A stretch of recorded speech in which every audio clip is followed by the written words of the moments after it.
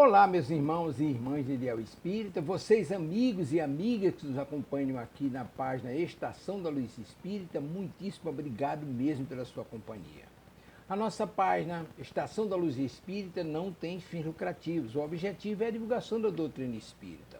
E é por isso que nós reunimos aqui esta sede de matérias espíritas para que possa atender às suas necessidades, estudo, lazer, pesquisa.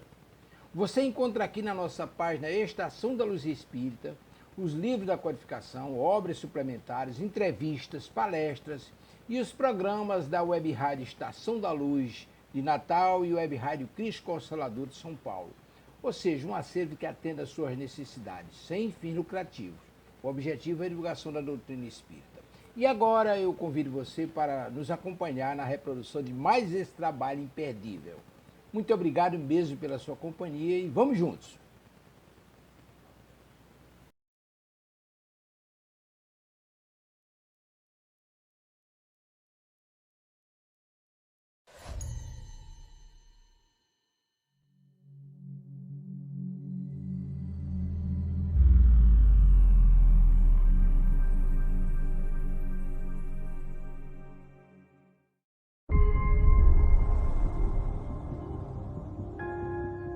Este é o Dr. André Luiz. Seja muito bem-vindo. Há muitos anos, nós conseguimos reencarnar um grupo aqui da cidade. A nossa missão é ajudar esses irmãos e instaurar um ambiente de intercâmbio espiritual. Quantas e quantas vidas nós já vivemos? O que é realmente importante agora? O que vale mesmo é amar. Cadê o amar, amar, amar? Nada mais importa. Fato é que a próxima vida é sempre a mais importante de toda a nossa história. Rapaz, eu vou te fazer um médium dos bons. É assim que se demonstra o verdadeiro valor da fé. Essa mulher ir embora, mano. Contenham-se, senhores. Estamos falando de uma mulher grávida. Você tem tudo a ver com a morte dele. Você tem tudo a ver com a minha morte. Sou o seu anjo da guarda.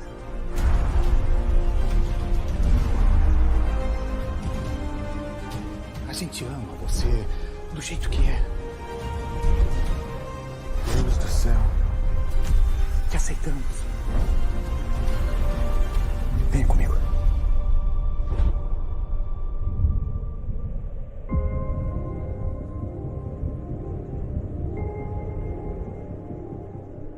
Alguma dúvida?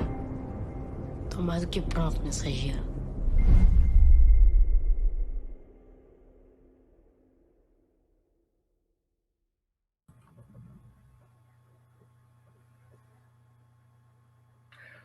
Muito boa noite, meus queridos amigos. Que o Mestre Jesus ilumine as nossas jornadas, aos nossos caros internautas que nos acompanham pela Rádio Web Estação da Luz, transmitida para todo o território brasileiro, para outros países e, quiçá, para outros planetas, não é, Djalma?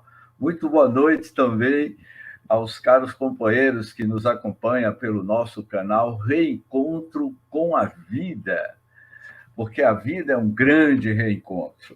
E hoje nós temos aqui uma presença muito especial. Eu, pessoalmente, já conheço Djalma desde o século XX, do século passado, não é? Já se passaram um século atrás, né? Para quem não conhece Djalma Argolo, eu tive o prazer de conhecer esse digníssimo amigo no início dos anos 90, se não me engano, em Ilhéus. Já participamos de vários eventos juntos. Ele já escreveu inúmeras obras, vários livros, dentre alguns livros que eu vou citar. Ele escreveu um livro, Quando o Amor Veio à Terra, que o título por si só já diz muito dessa trajetória, dessa missão espiritual do nosso querido amigo Djalma. Quando o Amor Veio à Terra foi um livro. O outro livro que hoje nós vamos conversar é A Dimensão Humana do Cristo, também foi um livro que se vendeu muito, a trajetória evolutiva do Espírito, né? E agora o último livro que ele está para publicar, ele pode até falar um pouco, que é Conversando com o Self, um ensaio sobre... Já foi publicado, né? Amazon. Já está disponível na Amazon.com. Conversando com o Self, um ensaio sobre o pragmatismo junguiano, de Djalma Argolo, junto com Ildefonso Nogueira. É um livro que vale a pena a gente debruçar, porque Djalma ele tem uma forma de escrever, e eu convidei ele para falar deste livro especialmente. Ele também tem um livro que é sobre os sonhos, que eu considero a melhor obra que eu já li sobre a questão da interpretação dos sonhos. A gente que faz pesquisas minuciosas, eu convido aos caros internautas conhecer esse livro de Djalma, que ele também pode falar sobre os sonhos, que é fantástico.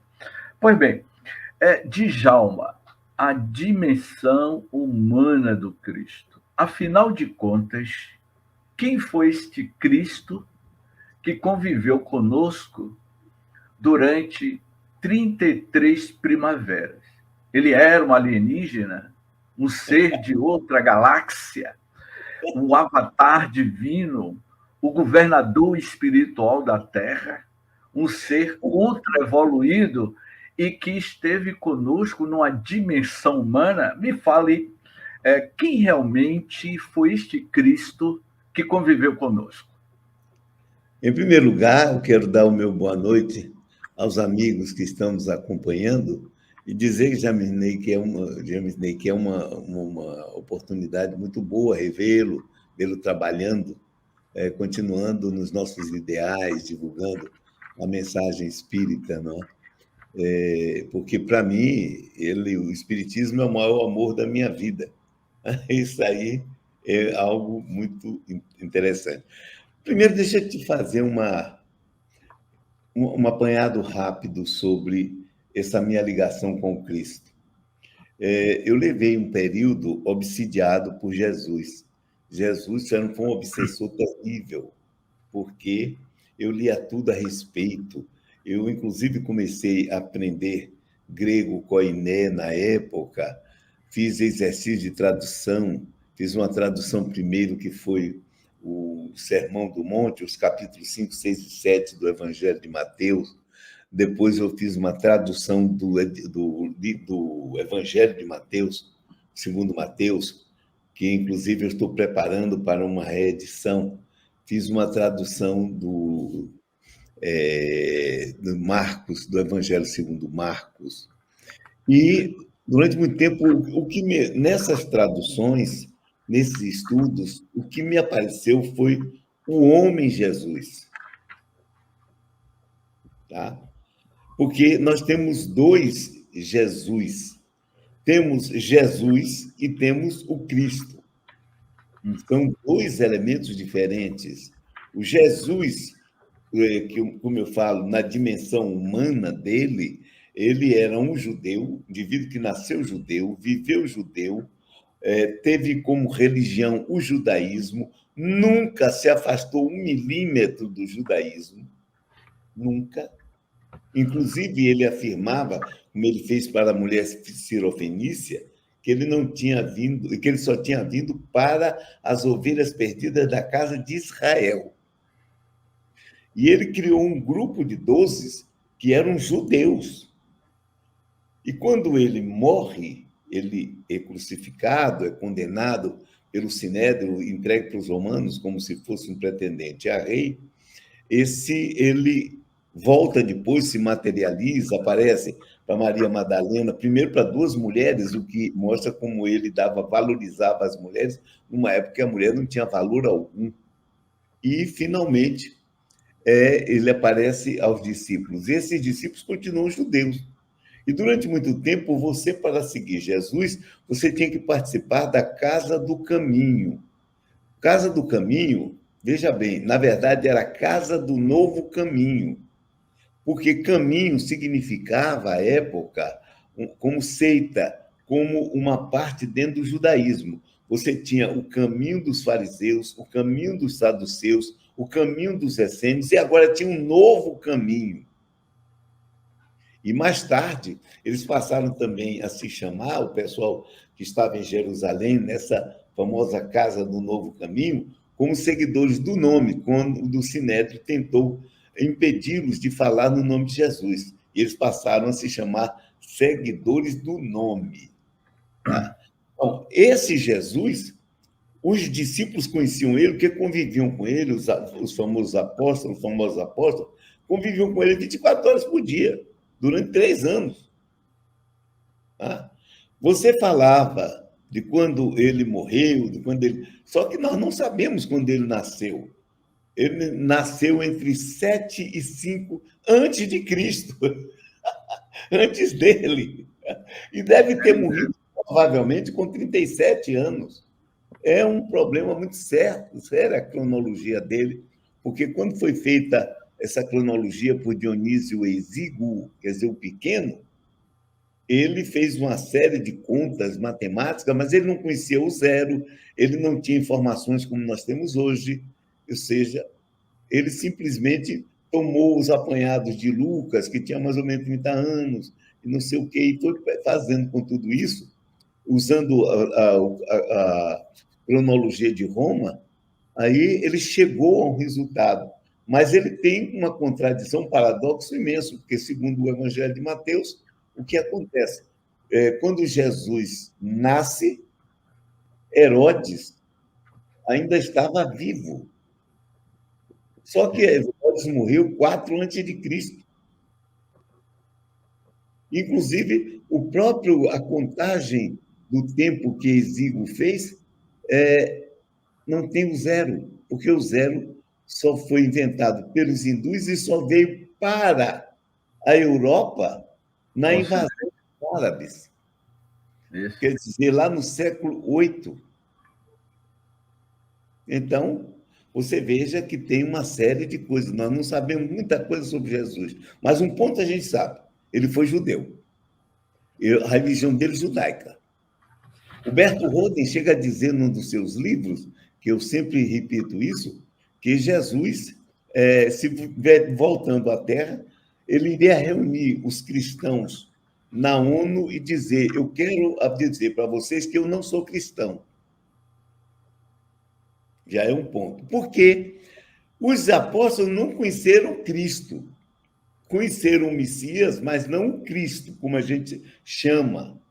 Esse Cristo, para que a doutrina dele se espalhasse, ele deve ter pensado assim: esses caras, esses 12 aí, não estão com nada. Eu escolhi, mas eles não estão com nada. Eu tenho que pegar alguém que faça alguma coisa. E ele viu um sujeito chamado Saulo, que começou a perseguir, matou Estevão, aquilo tudo, e ele olhou e disse: esse camarada aí, ele pode fazer muita coisa. E aí, no caminho de Damasco, ele apareceu, não é? E Paulo caiu do cavalo, Saulo caiu do cavalo, literalmente, e daí para frente ele se mudou, e uns 3 anos depois ele vai para Antioquia da Seleucida, e aí mediunicamente é escolhido para fazer as viagens, e ele começa a afastar o movimento de Jesus do judaísmo, porque ele começou a ir para os não-judeus. Indo para os não-judeus, aí começa a mitologia de Jesus. Primeiro, Paulo cria o cristianismo. Ou se você já leu as cartas de Paulo, mas no grego, não na tradução, das 14, 9 começam assim: Paulo, servo de Cristo Jesus, e durante o texto ele chama Jesus Cristo. Porque quando diziam que ele não era apóstolo, o que é que ele faz? O que é que ele diz? Acontece que o Cristo apareceu para mim. Então, quer dizer, eu fui feito diretamente. E, inclusive, quando falam de evangelho, ele diz, está na epístola de Paulo aos Gálatas, onde ele desmente Emmanuel, inclusive, que ele diz assim: o evangelho que eu prego não me foi dado por ninguém, mas diretamente por Cristo. A Epístola aos Gálatas é fantástica por causa disso. Então, ele fala sempre no meu evangelho. Ele nunca fala no evangelho. Paulo, meu evangelho. Então, isso. Mas, então, dizendo isso, nós temos dois Jesus. E foi esse Jesus humano que me atraiu. Porque o Jesus mitológico não me atrai. Ele, como você estava falando, se ele era o próprio Deus, o que é que eu tenho com isso? Como é que eu posso seguir um indivíduo que está além de mim? Não tenho como segui-lo. Agora, um homem, um indivíduo que bebia, comia, tinha necessidades físicas, tinha que tomar banho, ou seja, esse daí fala para meu coração, esse daí eu posso dizer, não, esse é um grande sujeito. Esse daí, um espírito superior, claro, ele é um espírito superior, não resta a menor dúvida, mas ele vive humanamente, ele tem fome, ele vive em banquete, não engordava porque só vivia andando. Fazer as suas trilhas, não é, Djalma? Meu filho, ele saía de Cafarnaum para Jerusalém, são mais de 140 quilômetros, andando. Quase 150 quilômetros, quase né? 150 quilômetros, andando. 150 quilômetros, Ou seja, como é que engordava? Não tanto, só vivia em banquetes. Durante 3 anos ele viveu assim. Então, essa figura foi quem me atraiu. Foi essa figura que eu descobri nos textos evangélicos. Na medida em que eu estava entrando neles, em que eu buscava entender, não seguir o caminho da ortodoxia cristã. Porque me interessava o homem Jesus, aquele camarada que nasceu, aquele sujeito que se desenvolveu, aquele que chegou a um ponto de o pai morrer, ele assumir a família. Por quê? Porque quando ele começa a pregar, o pai não existe mais. E aí eu vejo umas coisas interessantes sobre isso. Outro dia alguém estava dizendo, não, porque fazendo uma palestra, porque Jesus, onde é que estava dos 12 aos 30 anos? Ele estava vivendo, viajando. Eu digo, não podia. Ele não podia viajar, porque ele era o primogênito.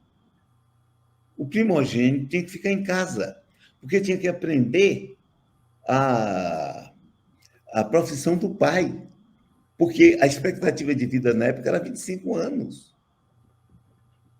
Então, o pai podia morrer de qualquer coisa, assassinado, uma doença, e ele teria que substituir o pai, cuidar da família. Mais uma coisa que chama atenção é que quando ele, depois dos 30 anos, porque antes você não podia, para você ser um rabi, como ele se colocava, tinha que ter vivido cuidado de família. E como ele não era casado, a família que ele teve que cuidar foi da mãe, dos irmãos e das irmãs. Tá? E ele não se afastou tanto de Nazaré que, quando ele volta, o pessoal disse assim, peraí, esse não é o filho de Maria? Não estão seus irmãos, suas irmãs aqui conosco? E o que é que dizem assim? De onde lhe veio tanta sabedoria? Quer dizer, estavam acostumados com ele. Ele não demonstrava essa sabedoria toda. Já era a bagagem espiritual dele, não é, Djalma? Exatamente. Mas eu quis fazer esse preâmbulo para me colocar no porquê, entendeu? Sim. Eu vejo mais o Jesus assim, um espírito elevadíssimo, tudo bem, mas que veio e viveu as nossas condições, enfrentou os nossos problemas e mostrou como pode um ser humano viver, tá? Com uma condição de se saber espírito e de se saber ligado com Deus. Djalma, você cita no capítulo 3 deste livro, A Dimensão Humana do Cristo. Depois já está surgindo algumas perguntas aqui dos internautas, Djalma. No segundo momento, eu vou passar as perguntas dos internautas. Mas neste capítulo 3, você fala da aparência física de Jesus. Certo. E nos nossos dias atuais, no século XX, nos últimos 100 anos, isso houve muitas controvérsias com relação à aparência de Jesus. E nesse capítulo você dá algumas citações. O que é que você poderia falar mais sobre qual realmente era a aparência de Jesus, né? Eu assisti o filme, esse filme foi produzido pelo cineasta italiano Franco Zeffirelli, Jesus de Nazaré. E quando eu assisti esse filme, eu ficava dando risada, mas rapaz, esse Jesus de Franco Zeffirelli, de olhos azuis, com aquela... Não tinha nada a ver, eu não aceitava. Aquilo ali eu não aceitava. É um filme de 4 horas de produção, mas aquele Jesus de olhos azuis do cineasta italiano Franco Zeffirelli não demonstrava a verdadeira identidade física, a aparência física. Não podia. Como ele era judeu, o que é que você pode falar sobre essa questão da aparência? Mais uma coisa que você disse aí. Uma vez, Chico Xavier divulgou uma imagem de Maria loura de olhos azuis. Impossível. Impossível. Isso aí é pietismo demais. Você está entendendo? E também é o seguinte, é aquela coisa de tornar Jesus um ariano. Jesus era judeu. No máximo, se ele tivesse, teria que ser ruivo, porque o rei Davi era ruivo. Tá? Então, são as coisas interessantes. Agora, uma coisa, ele tinha que ser um indivíduo alto. Porque, inclusive, quando ele vai para a Páscoa, quando ele tem 12 anos, e os pais esquecem dele, e eu digo, a prova de que ele não era filho único é porque ninguém esquece filho único. Tá? Quando os pais saíram, ele ficou em Jerusalém, e os pais andaram 2 dias, e depois descobriram que ele não estava. Ele não veio. Então, isso é de quem tem muitos irmãos, doutor. Tá? Aí, eles voltam para procurá-lo e encontram no templo, discutindo com os sacerdotes. Em primeiro lugar, se ele fosse menor de idade, ele não conseguiria discutir com os sacerdotes. Por quê? Quando você discutia a lei, você colocava a sua vida em risco. Por quê? Porque se você dissesse qualquer coisa que fosse tido como heresia, você estava morto. E uma criança é inimputável. E quando era a maioridade? 13 anos, quando você fazia, como até hoje os judeus fazem, o bar mitzvah, se torna o filho do preceito. E já é adulto. Para a época, você não tinha adolescência. Isso. Então, você já era adulto. Então, o interessante é se ver isso. Jesus tinha que... E o que é que diz? Quando Maria chega, ele diz assim, vocês não sabiam que Maria... Você sabe que José é chamado Santo Silencioso, não é? Isso, Que ele entra mudo e sai calado. Maria nunca deixava ele falar. Inclusive, nessa hora não falou. Disse, filho, o que fizeste? Eu e teu pai ficamos preocupados. Ele aí dá aquela resposta. E depois diz assim que ele crescia, ele acompanhou os pais e crescia em estatura e conhecimento. É só ver lá o texto. O que é que ele poderia... Primeiro, ele tinha que ser alto. Por que ele tinha que ser alto? Como é que você vai falar para uma multidão, e no meio de uma multidão, se você é baixinho? Não tem como, doutor. Você tem que ser visto. Então, Jesus deveria ter uma certa altura. 1,75 m, como eu, por exemplo. Alguém que pudesse se destacar no meio de pessoas que não eram tão altas. Inclusive, a Amélia Rodrigues, em uma das Primícias do Reino, se eu não me engano, ela faz uma citação dessa altura de Jesus, que ele tinha uma certa altura, uma certa, vamos dizer assim, algo que você fala nesse livro, que eu achei assim, muito interessante, ele era um espírito que era um espírito, vamos dizer assim, habitando o corpo físico, e que ele não tinha essas questões, vamos dizer, refazendo, ele tinha uma certa paranormalidade, não é? Sim, naturalmente. Você fala, Jesus, o homem paranormal. Sim, Essa tudo paranormalidade que ele tinha, dos prodígios que ele realizou, ele tinha uma estrutura biológica, vamos dizer assim, mais adaptável para o seu Sim. grande projeto na Terra. Não seria isso? Quando você cita no item 6 sobre Jesus, o homem paranormal. Sim. Essa paranormalidade dele, dos prodígios que ele realizou. O que é que você poderia falar dessa paranormalidade dele? Em primeiro lugar, você vê que ele tem uma certeza muito grande, e é um ponto que eu tenho trabalhado, que eu fiz experiências e consegui resultado, quando ele diz assim, ele diz assim, pedi e recebereis. Então, ele tinha certeza do que ele queria, o que ele pedia, o que ele ordenava, coisa se realizava. E ele usa muito também o psicológico. Porque para muitas pessoas que chegam para ele e pedem a cura, ele diz assim, crees que eu posso fazer isso? Se a pessoa diz assim, creio, ele diz, não seja feito como creio. Quer dizer, ele usava a crença da pessoa. Ele podia fazer sem a pessoa apresentar crença? Pode. A viúva mesmo, de Naim, ele entra, ela tinha perdido o marido e tinha um filho único. E o filho único morrera. A dor da mulher era grande porque uma mulher sem homem, na época, não valia nada. Aí, a dor da mulher é tão grande que toca ele. Ela não pediu nada a ele, nem sabia quem ele era. Ela estava indo enterrar o filho. Aí ele manda parar o féretro e devolve, interrompe a desencarnação e dá o filho de volta à mãe, para parar com o sofrimento dela.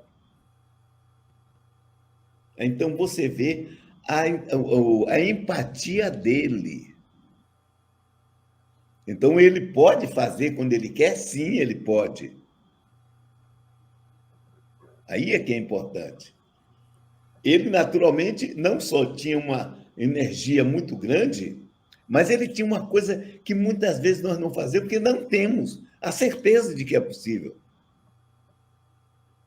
Inclusive, os apóstolos aprenderam isso com ele de tal maneira, vendo ele fazer, que depois da morte dele, quando Pedro e João vão ao templo, chegam lá, está um sujeito pedindo esmola, que não pediu nada a ele, só pediu dinheiro. Aí Pedro diz, não tenho ouro nem prata, mas o que eu tenho, isso eu te dou. Em nome de Jesus, levanta-te e anda. Aí o camarada, você já imaginou o que é isso? Que energia está isso? Porque o sujeito era aleijado de então os músculos não estavam todos acabados. Ele não fez fisioterapia, ele não fez nada disso. Ele levantou como Jesus fez com o homem que foi descido em Marca. Agora me explique, de tantos fatos da paranormalidade deste médium de Deus, como muitos comentam, né?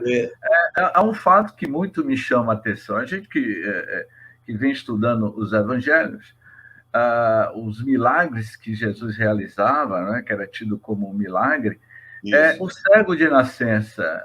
Se eu não me engano, há uma citação de que ele ajoelha, ele faz uma espécie, ele cospe ou faz uma pasta com a sua própria saliva e passa no olho. Por exemplo, eu uso óculos. Em 2 casos. Você usa óculos, né, Djalma? Então, eu faria a pergunta o seguinte, Djalma, para provocar o meu amigo Djalma. Djalma, se você fosse no oftalmologista e o oftalmologista cuspisse no chão e fizesse uma saliva e passasse nos seus olhos para você curar... Ele não ia passar mesmo. Ele não ia passar mesmo. Então, como isso era possível Jesus fazer com a sua saliva uma pasta com o pó da terra e passar no olho das pessoas e as pessoas voltavam a enxergar? Que mediunidade era essa? Que fenômeno de cura era essa? Olha, observa uma coisa, primeiro.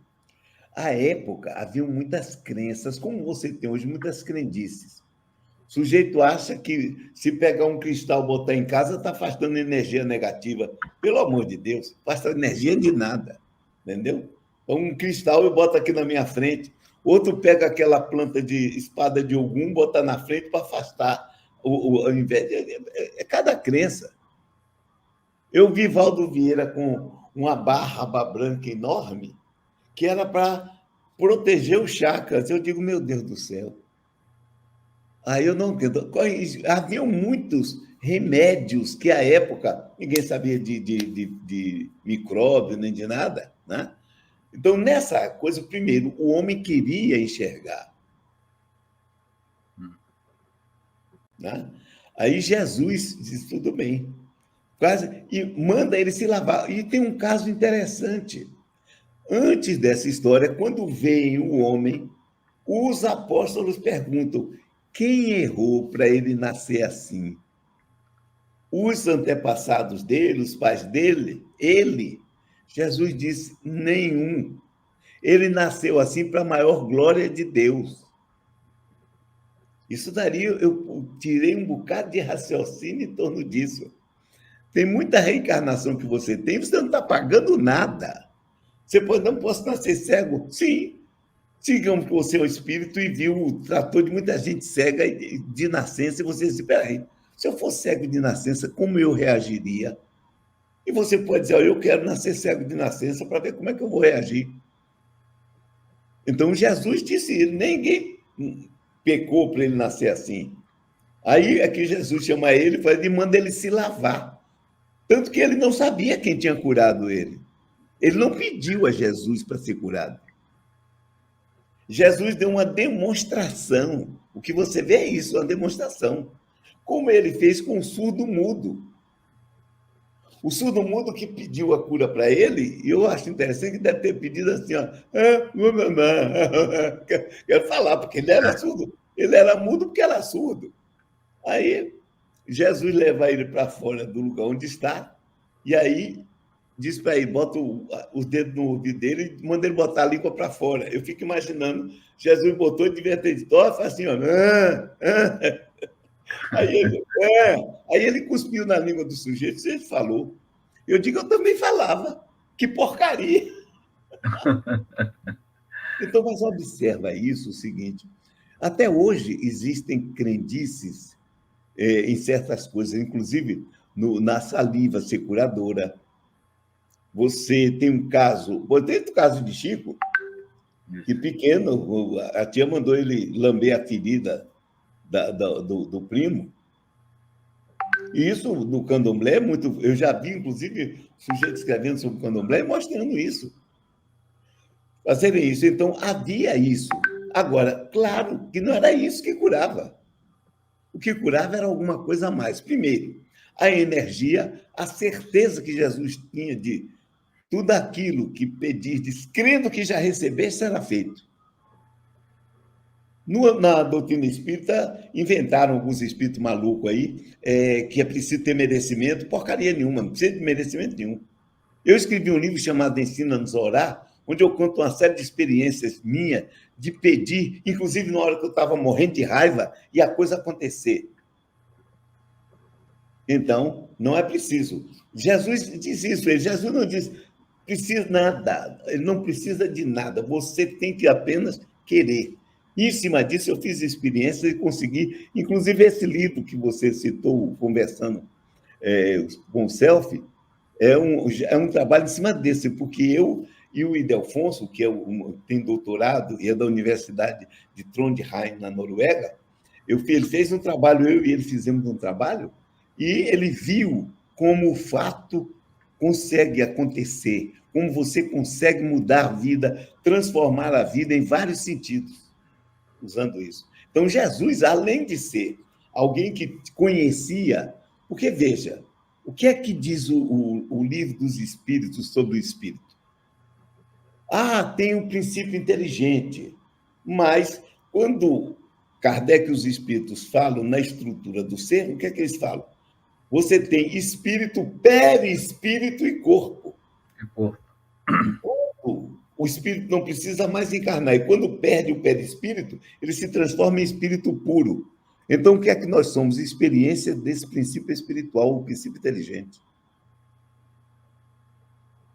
Isso. Isso é só para deixar Jesus poderia ser já um espírito puro. E o que é que significa, desculpa, um espírito puro? Aquele que já vem vivendo aqui há 4 bilhões e 300 milhões, ou se vê de antes. Eu estou falando aqui somente. Então, que tem uma experiência de 4 bilhões e 300 milhões desde quando era bactéria.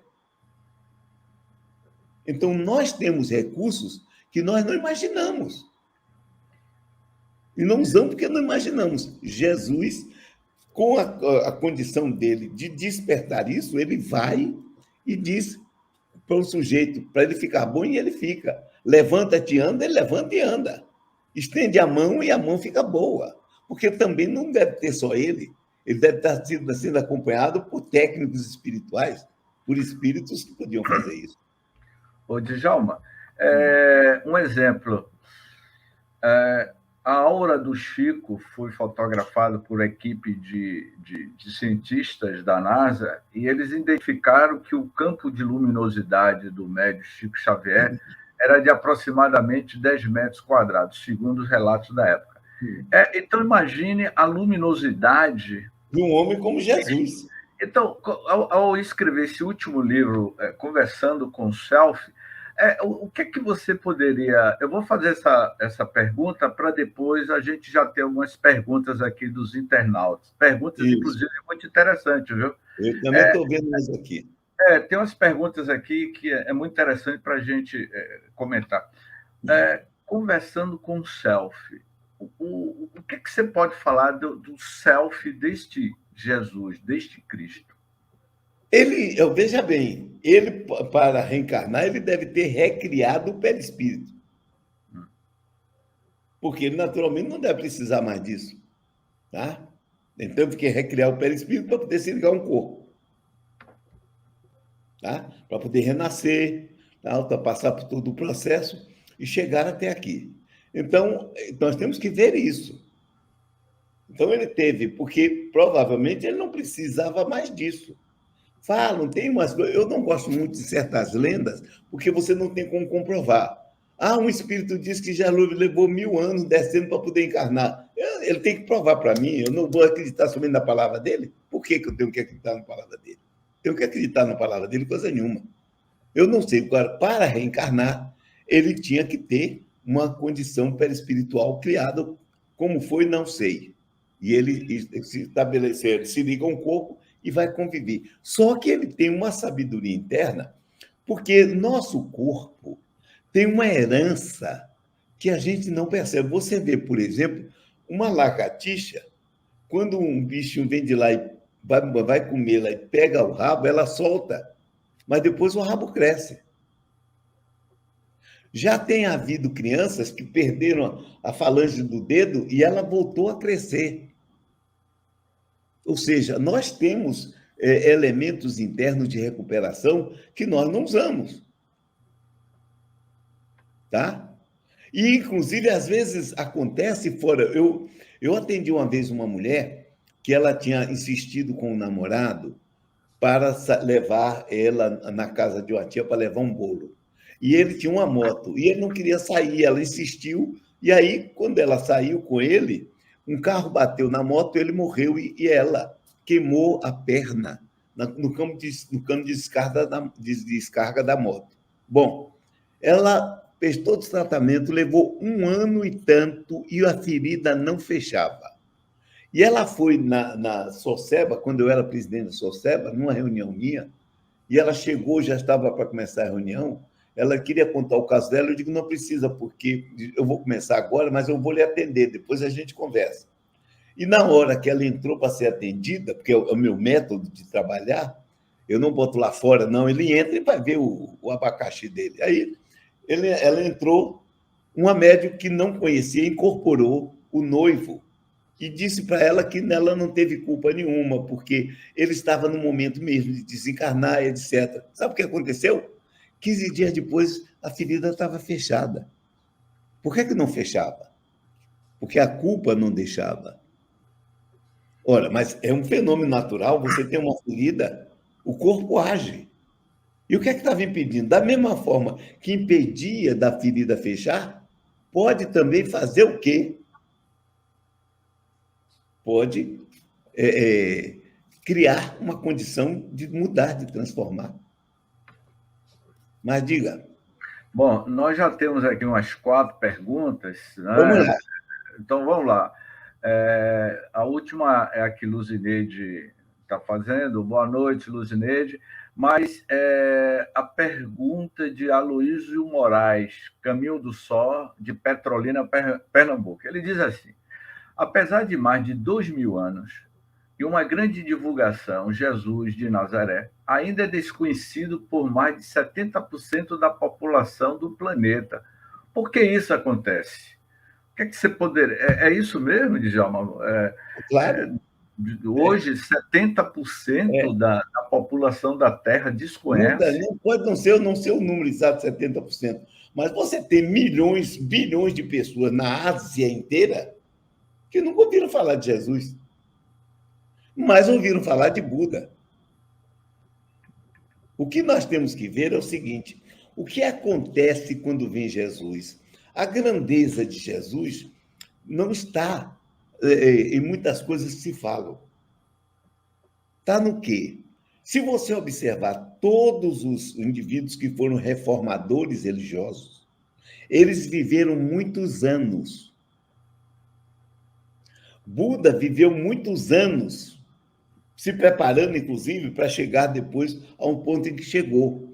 Jesus viveu publicamente somente 3 anos, no máximo.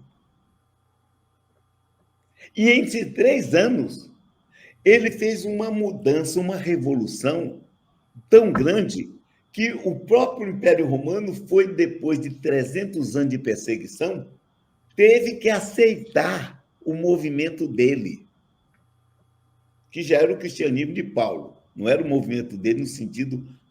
Então, teve que aceitar. E você observa que o Império Romano ele envolvia toda a Europa e o norte da África. Mas o norte da África depois passou para Maomé, para o muçulmano. Mas a Europa, ela se tornou, entre aspas, cristã. A civilização cristã ocidental se forma ali. E ela se tornou a líder de toda a evolução tecnológica na Terra. Depois, com os Estados Unidos, foi descoberto pela Europa, colonizado, o Brasil, etc. O que é que você vê? O mundo ocidental se tornou o líder. E ele só fez 3 anos. E com um grupinho de pessoas, e depois Paulo de Tarso, que fez o trabalho de espalhar pelo mundo. Ele foi o maior divulgador, disseminador. Exatamente, exatamente. Foi ele quem tirou do contexto judaico e levou para fora do contexto judaico. E houve, inclusive, aí um sincretismo, que o pessoal começou a transformar Jesus em Deus, porque para os judeus seria impossível Jesus ser Deus, impossível. Mas, para os não-judeus, que eram politeístas, os deuses poderiam nascer, e, inclusive, os deuses poderiam fazer filhos aqui que eram também divinos, como Hércules, por exemplo. Né? Ou seja, então, eles foram, se você observa, os sinóticos, os 3 evangelhos, eles já falam de Jesus como o Messias. Messias quer dizer ungido. Cristo ele só foi chamado lá em Antioquia da Seleucida, muito tempo depois da morte dele, quando Paulo já estava lá, porque o povo debochava dos seguidores de Jesus, chamando eles de cristianoi, que é a tradução de Messias, que é ungido. Tanto assim que é interessante, não sei se o pessoal aqui já tem a oportunidade de ler a Septuaginta, que foi a tradução para o grego do Antigo Testamento, feita em 250, por Ptolomeu, que mandou fazer Ptolomeu do Egito, né? Um dos generais de Alexandre, que foi para lá. Então, e lá, quando eu faço o seminário, eu pergunto quantos Cristos existiram. Aí as pessoas me veem com a calor, um só. Eu digo, você está numa pobreza desgramada. Porque eu posso lhe citar que houveram mais de 1000 Cristos. Porque todo indivíduo a quem derramavam o óleo, que ficava no Santo dos Santos, eles eram ungidos, eram Cristos. Então, Davi foi um Cristo, Saul foi um Cristo, os sumos sacerdotes eram Cristos, todos os ungidos eram Cristos. Porque o nome Cristo aí, a tradução quer dizer ungido.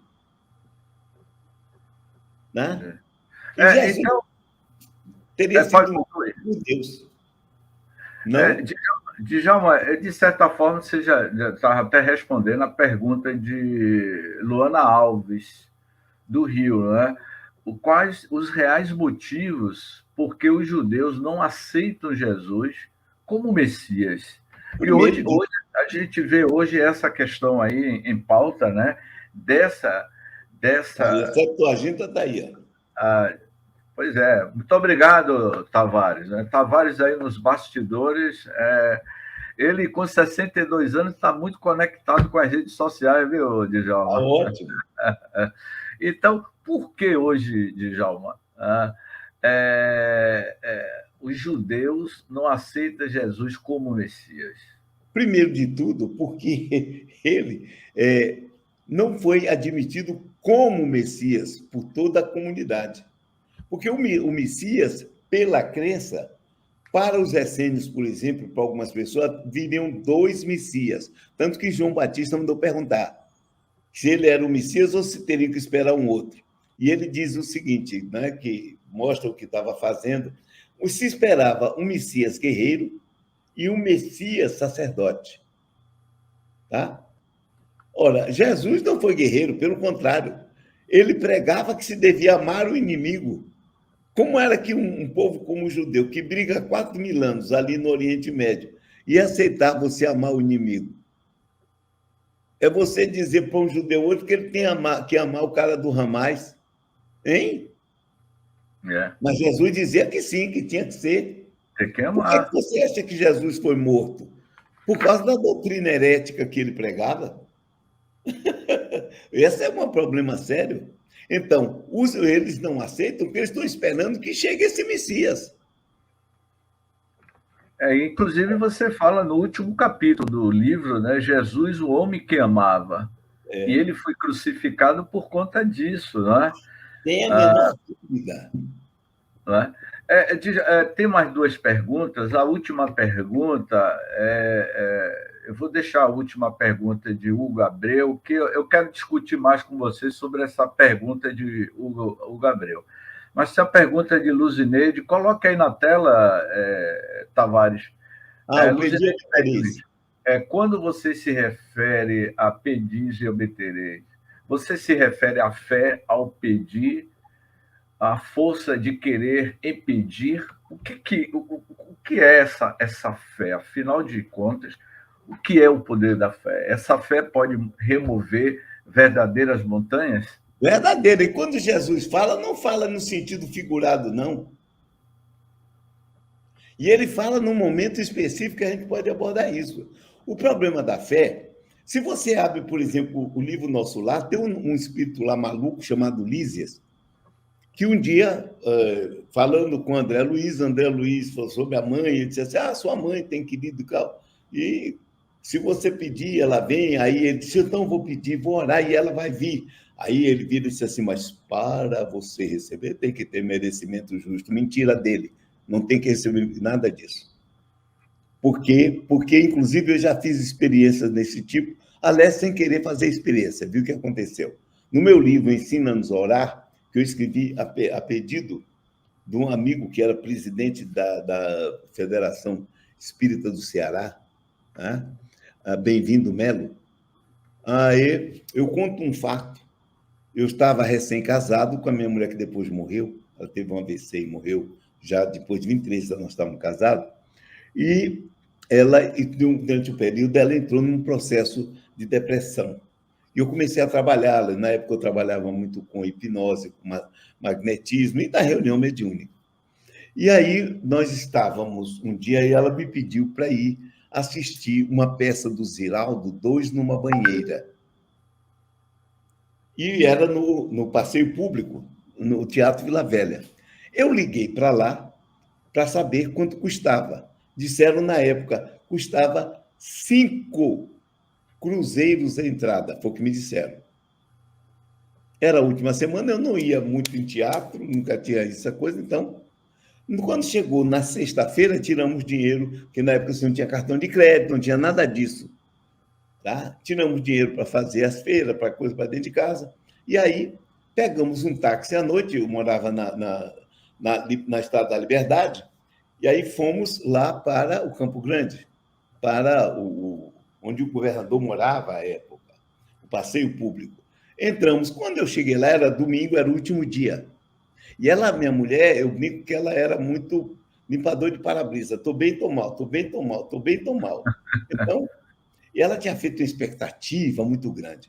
Quando eu cheguei na hora que eu pedi e dei os 10 cruzeiros, a mulher virou para mim e disse assim, hoje é 10 cruzeiros cada. Porque o baiano dá muita informação errada, né? Você sabe disso. Aí, que foi o que eu fiz? Bom, peguei o dinheiro, botei no bolso, eu tinha levado 20 cruzeiros, tinha pago 3,20, se não me engano, de táxi, e daí a gente podia pegar a lotação ali no Campo Grande e voltar. Quando nós fomos saindo do passeio público, ela disse, fomos andando pelo passeio e atravessamos lá no Campo Grande. Mas eu vinha, quando me disseram isso, eu digo, pronto, agora é que essa mulher vai para a China. Vai ficar down, vai para a China. Aí virei e disse, tratem de dar um jeito. E eu estava morrendo de raiva. Eu estava com raiva, eu digo, por causa de uma porcaria de uma peça de teatro, eu vou perder todo um trabalho que eu estou fazendo. E aí fomos, quando nós chegamos na porta do passeio público, ela disse, fomos andando, atravessando. Eu digo, não, vamos atravessar aqui. Onde ficava antigamente, do lado, aquele Forte São Pedro, né? E do outro lado, o Hotel da Bahia. Eu digo, vamos atravessar aqui. Ela disse, vamos para aqui. Eu digo, vamos atravessar. E aí atravessei e fiquei do outro lado esperando. E ela veio andando. Quando ela chegou no meio-fio, ela parou e eu disse, vamos. Eu não estava bem, eu estava danado. Quando ela disse assim, olhe para aqui, que eu olhei para baixo, em cima do sapato dela tinha uma nota de 10 cruzeiros. Eu baixei, peguei, disse, podia ser 20, né? E aí fui andando, paguei a entrada, assistimos e resolveu tudo. Eu não pedi o dinheiro. Tá? E eu não estava com fé, quando ela falou essa fé. Eu estava com raiva. Então, é uma emoção. As pessoas não sabem usar a raiva. Tá? A raiva é uma energia. Naquela hora, eu tinha posto uma emoção de raiva muito grande no que eu estava dizendo. Dei um jeito. E deram esse jeito. Não foi o que eu pedi. Então, o que é que eu vejo com Jesus? Esse Lísias, para mim, é maluco. Ele tem uma crendice. Porque eu, nas minhas experiências, tenho feito. Inclusive, minha relação com Deus é uma relação diferente desse pessoal. Eu chego para ele e digo assim, tal coisa, eu digo, eu quero isso. E eu recebo. O livro que saiu de experiência que eu fiz com esse rapaz. Botei ele assim, você vai solicitar isso. E ele solicitou e conseguiu, e hoje está muito bem com isso. Ou seja, e tenho ensinado a muita gente a fazer isso. Tá? Bem. Então, respondendo a ela, a fé é o seguinte, é você ter certeza de que você vai ser atendido. Pronto. Quando eu peço, eu não tenho dúvida. Não. Jesus disse, não tem que duvidar. Se pedirdes, e ele está apontando para o Monte das Oliveiras. Se disserdes, para esse monte, arranca-te e lança-te no mar, e não duvidares no coração, isso será feito. Tá? Mas vamos lá. Pois é, porque Jesus é um homem de oração, né? E há um capítulo também que você fala que Jesus era um homem de oração, esse poder da oração. Exato. Agora, já nas considerações finais, a última pergunta de Hugo Abreu, Afogados. Eu iniciei falando algo para lhe provocar e o Hugo pergunta aqui o seguinte, Djalma, Eu gostaria que você falasse, porque você falou da dimensão humana do Cristo, enquanto esteve na Terra. Mas ele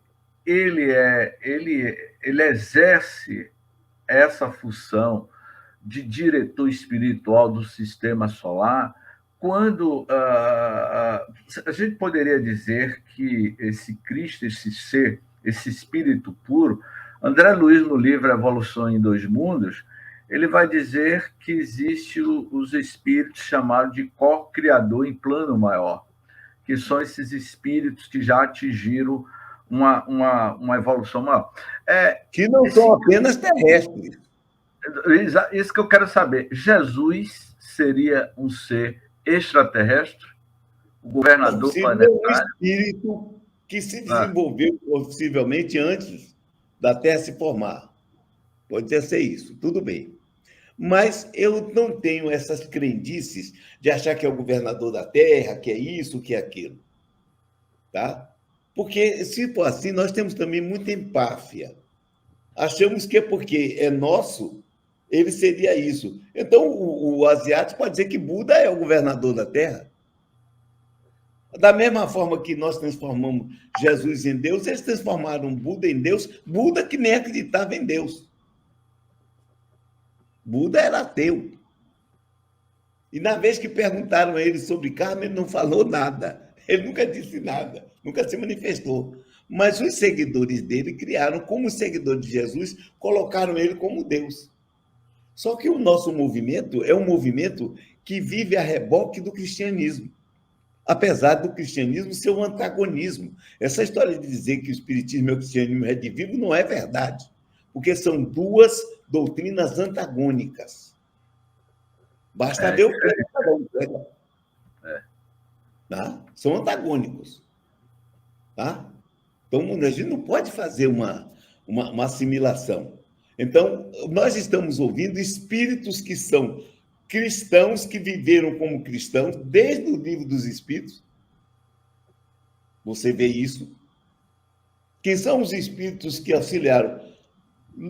Olha, o São Luís de França, pelo amor de Deus, São Luís de França fez até guerra contra os árabes.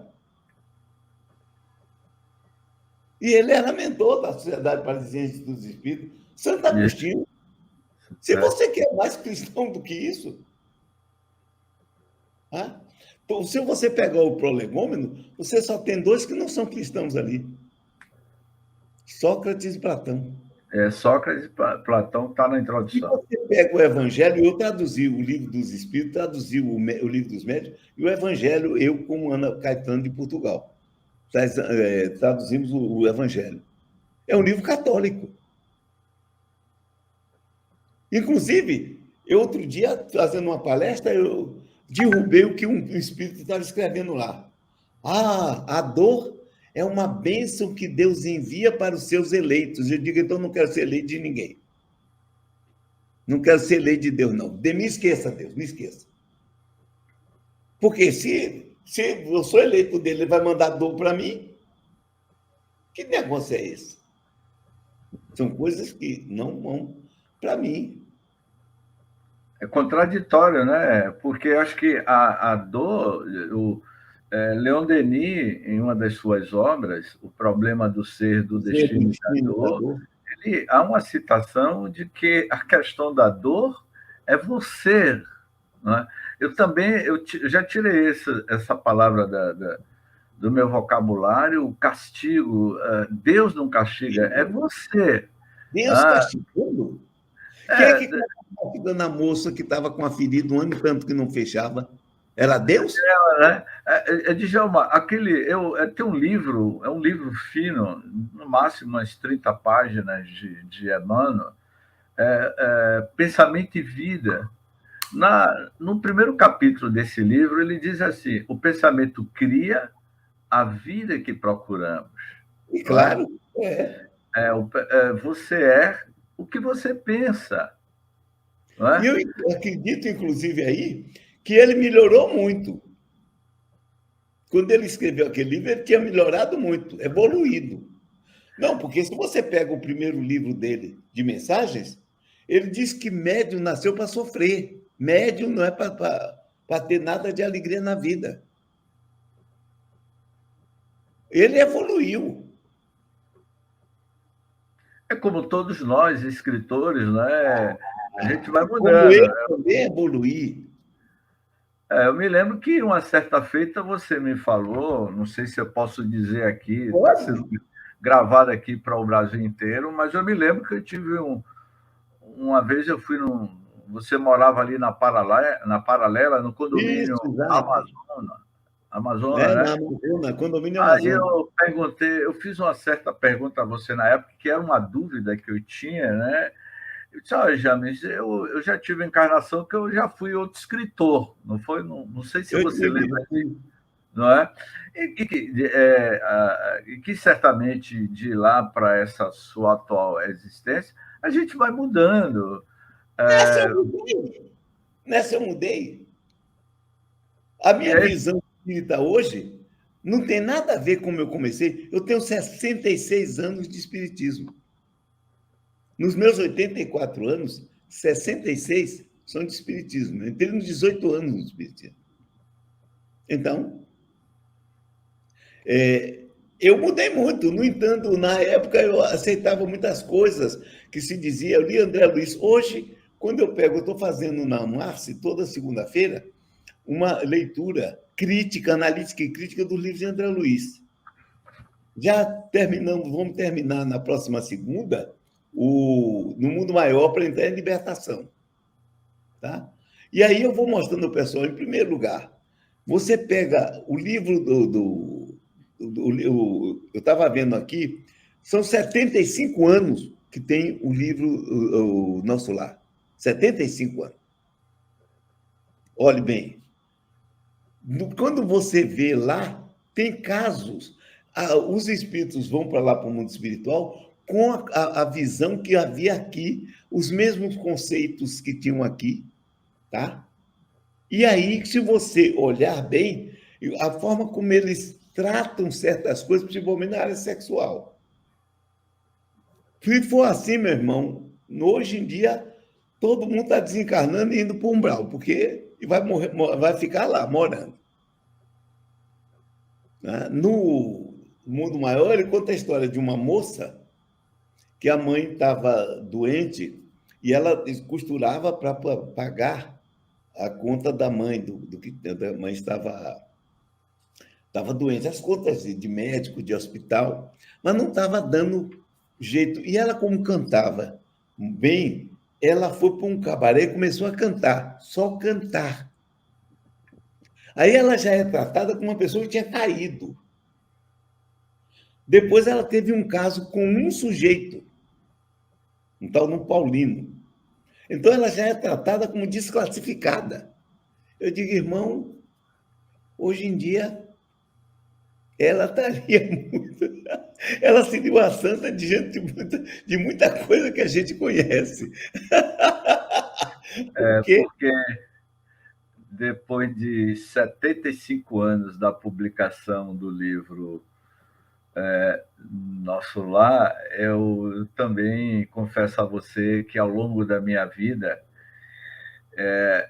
eu li Nosso Lar na década de 70, tive a compreensão, anos 80 outro, anos 90, agora século XXI, e quando eu vejo hoje, no século XXI, uma tecnologia tão avançada como o drone e outras questões, o livro Nosso Lar já citava algumas coisas que naquela época a gente não tinha essa compreensão. Isso.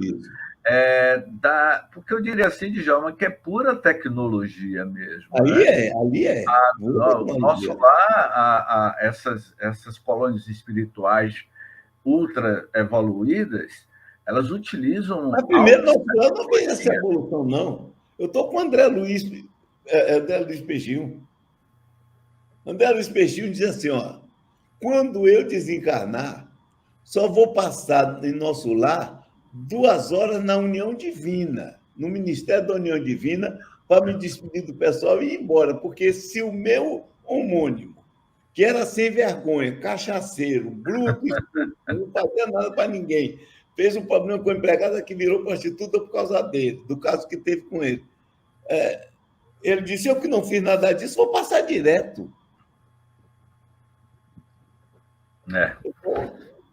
Pois é, né? Então, mas é exatamente isso. O André Luiz ele teve a sua experiência na região do umbral, porque ele tinha que prestar contas com a sua própria consciência, com as suas ações.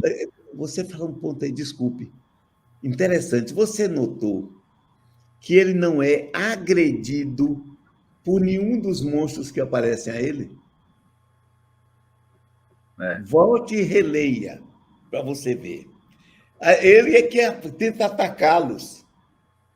Para mim, aquilo é projeção da mente dele. Ele era atormentado pelas próprias sombras, que eram uma projeção psíquica dele. Então, na realidade, eu sempre digo, Djalma, Luzineide, que está aí nos assistindo, eu tenho muita experiência de desdobramento fora do corpo físico, não é? E vejo muitas regiões espirituais. Algumas citações, inclusive, está no nosso canal. E eu digo assim que a região onde você vai residir, habitar, são seus padrões psíquicos mentais. Não é? Claro. A sua aparência que você terá no plano espiritual é uma projeção da sua mente. Então, André Luiz, quando eu li o livro e depois vi o filme, né, ali é uma projeção psíquica dele. Você é atormentado pela sua própria consciência. Não é? Pois é. Porque você veja, o que é que ele fazia? Ele morreu por quê? Morreu de um câncer no intestino por causa, como disse o médico espiritual, de incursões do meu amigo no campo da sífilis. Quer dizer, ele vivia no meio de prostituta. O pai dele era viciado com prostitutas. Ou seja, a família dele era uma tragédia. O avô era casquinha assim, eu estava lendo agora sobre ele no final do... Vivia pegando lama achando que era ouro, lá no mundo espiritual. Ele tinha 2 irmãs que a mãe nem sabia onde é que estava no umbral. Está lá em nosso lar. Que eu digo interessante, ela se preocupou muito com o filhinho, mas com as 2 filhas dela, ela não se preocupou. Djalma, isso aí é um assunto para outro programa. Eu posso lhe convidar para a gente ter até uma discussão mais detalhada sobre nosso lar, que eu tenho algumas questões aí com o nosso lar, e eu sei que você é um crítico do nosso lar, mas para deixar um gostinho de quero mais para um próximo programa nosso, eu diria o seguinte, você afirmou que já se passaram 75 anos, 7 décadas e meia da publicação do livro Nosso Lar. Aqueles personagens lá de mais de... Eram de antes de 40, eles. Pois é. Então, hoje, a situação desses espíritos estão completamente diferentes. Concordo com você. Se o André Luiz resolvesse agora psicografar Nosso Lar, versão século XXI, o que ele iria dizer? O que ele iria apresentar de novidade? Então, isso aí a gente pode deixar aí para um próximo programa, não? Mas comente rapidamente. Você disse, para fechar, vamos fazer somente uma coisa. Nós estávamos, quando esse livro foi escrito, a guerra estava para terminar. Tá? Estava para terminar. André Luiz deve ter desencarnado 8 anos antes, em torno de 30. E ele se formou no início do século. Ele deve ter morrido com cerca de 45 anos. Ou seja, e todos que estão ali estavam com uma consciência que vinha do início do século. De 45 para cá, o mundo mudou tanto. Nós podemos falar, eu posso falar mais do que você, que são 84 anos, doutor.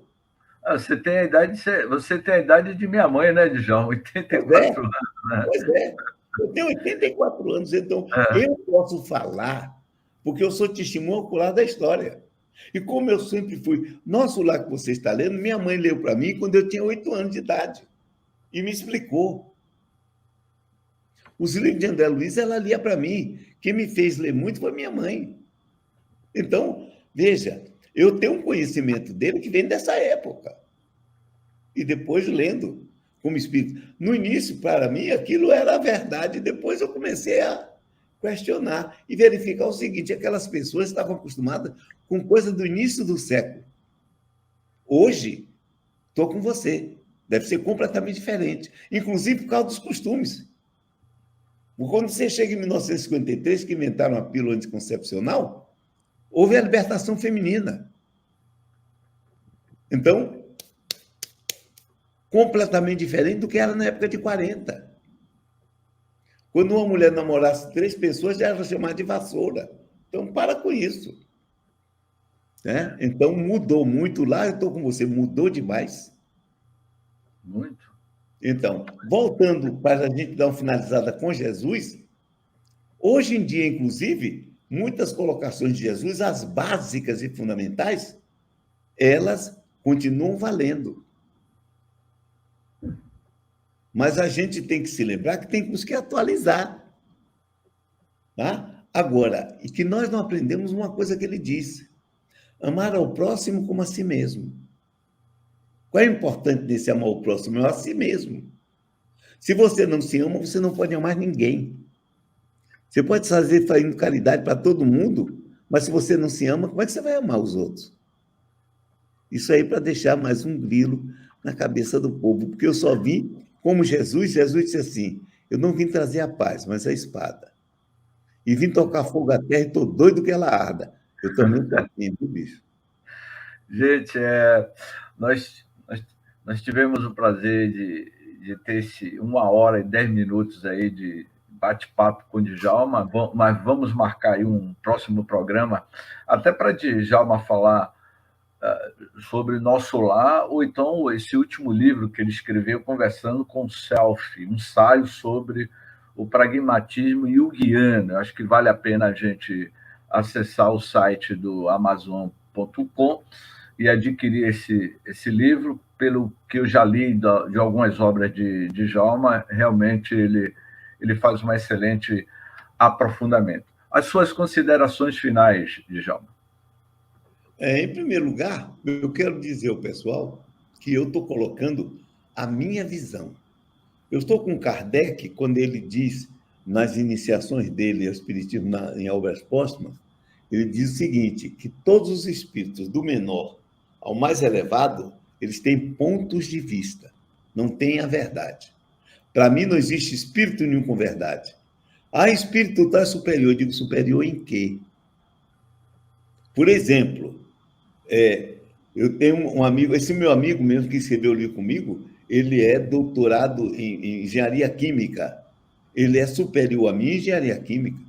Eu não sei nada de engenharia química. Meus amigos que são médicos, eles são superiores a mim em medicina, em conhecimento médico, eu não tenho nenhum conhecimento médico. Então, quando uma pessoa diz superior, superior em quê? E mesmo superior tem pontos de vista. Porque aí já é uma outra coisa que a gente tem que falar, que vai ser um novo livro que eu vou escrever a respeito disso. Mas quero agradecer a vocês, a Mineia, e pedir desculpa porque eu passei do tempo, mas, infelizmente, esse tema provoca. Jesus é um provocador. Tá? Tem muitas questões aqui, as relações humanas de Jesus, a sociabilidade de Jesus, Jesus o homem compassivo, a cultura de Jesus, Jesus o reformador do judaísmo, Jesus o organizador, Jesus um homem de ação. Esse livro, A Dimensão Humana do Cristo, eu não sei se ainda está sendo publicado pela Martim Claret. Já está esgotado. Já está esgotado, né? Um livro...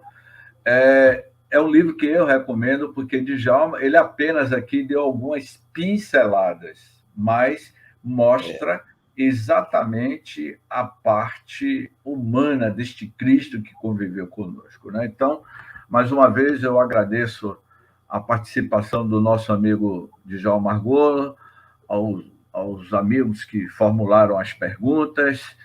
aos ouvintes aí da Rádio Web Estação da Luz e do canal Reencontro com a Vida. Agradecemos mais uma vez ao nosso amigo Djalma e agora vamos passar para o nosso amigo Tavares encerrar o programa. É com você, Tavares. Ô, meu amigo, muito boa noite, muito obrigado, Djalma. E aí eu quero encerrar justamente... Tavares, antes de você encerrar, meu nome é Mota com 2 T's e Argolo com 2 L, não Argola. Muito bem. Mas ficou como argola hoje, não tem problema não, mas vamos argolar. Eu quero aqui convidar a todos para dia 25, cinema, Nosso Lar 2, Os Mensageiros, a 7ª arte aí, divulgando as coisas do Espiritismo. Então estejam todos convidados para dia 25 já começarem aí ao cinema. E aqui o Cláudio também manda para vocês, lá direto do Mato Grosso do Sul, né? Saudações carinhosas. Muito obrigado, meu amigo James. Até a próxima semana, se Deus quiser. Valeu, sucesso. Ok, um abraço, Djalma. Até mais. Boa noite. Okay, obrigado. Tchau. Chegamos ao final da nossa atividade. Muitíssimo obrigado mesmo pela sua companhia e espero você no próximo evento.